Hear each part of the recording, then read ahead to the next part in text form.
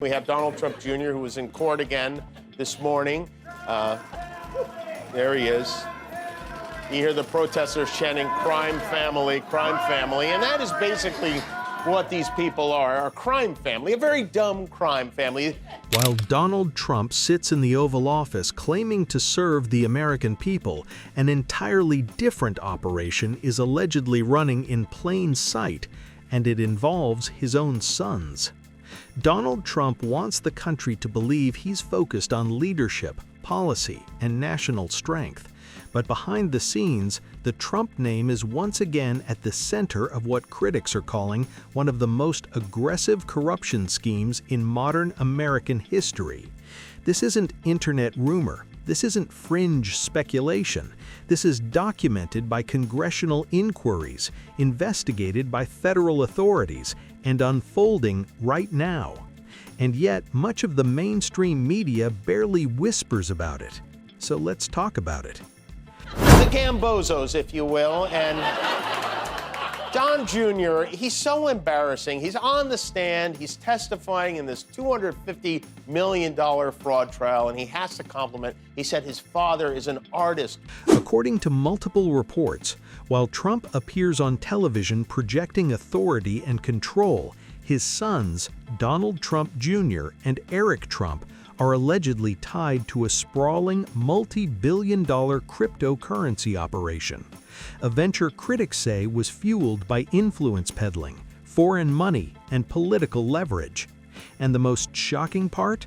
This alleged empire exploded in value while Trump held power and benefited from the aura of the presidency itself. If this were any other political family, it would be wall-to-wall breaking news. But for the Trumps, it's treated like background noise.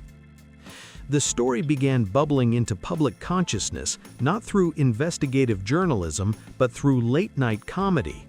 Jimmy Kimmel, often dismissed by Trump as no talent, has spent years highlighting what he sees as the absurdity and danger of Trump world behavior. In September of last year, Kimmel went viral after mocking Donald Trump Jr.'s testimony in a massive fraud trial, where Don Jr. described his father as an artist of real estate. Kimmel didn't let that slide. He compared Trump Sr. to Vincent van Gogh, except instead of paintings, the art form was allegedly deception. He pointed out the ridiculousness of Don Jr. crediting his father as the He's an artist. He's Vincent van going to jail with real estate. Father of the hotel gym, despite Trump being famously uninterested in fitness. The segment exploded online, pulling in hundreds of thousands of likes and comments, not just because it was funny, but because it raised questions. Was this really just comedy? Kimmel made it clear it wasn't. Don Jr. isn't just a businessman. He's widely viewed as an unofficial presidential advisor, someone with access, influence, and proximity to power. That distinction matters. When someone like that behaves erratically or appears compromised, it's no longer a punchline, it's a red flag. By late 2024, Kimmel began pointing out moments where Don Jr.'s behavior on camera seemed off. Slurred words, odd mannerisms, heightened aggression online. He warned about the kind of language Don Jr. was using publicly, suggesting it wasn't just unbecoming, it was reckless.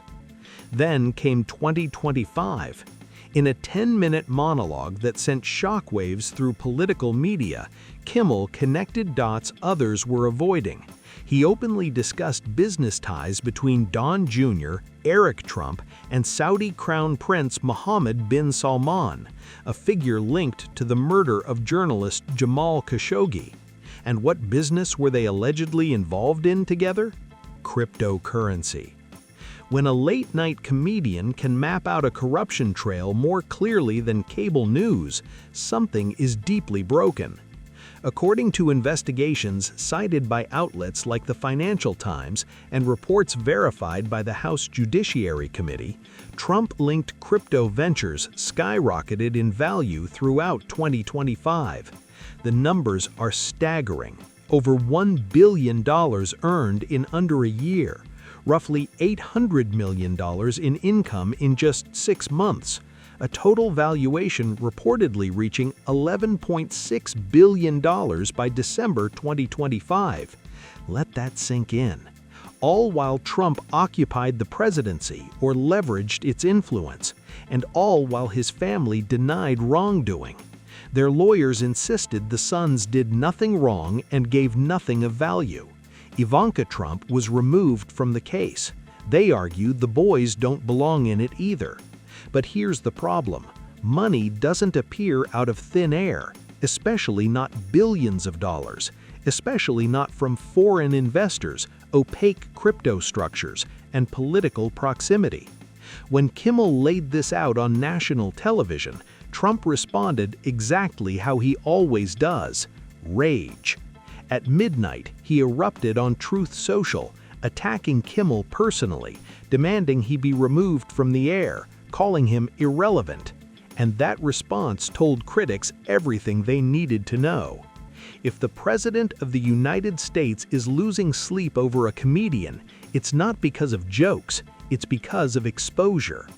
This story isn't about partisan hatred, it's about accountability, about whether political power is being used as a shield for massive financial gain, about whether corruption has become so normalized that it takes satire to even begin the conversation. Because the question isn't whether Jimmy Kimmel is funny.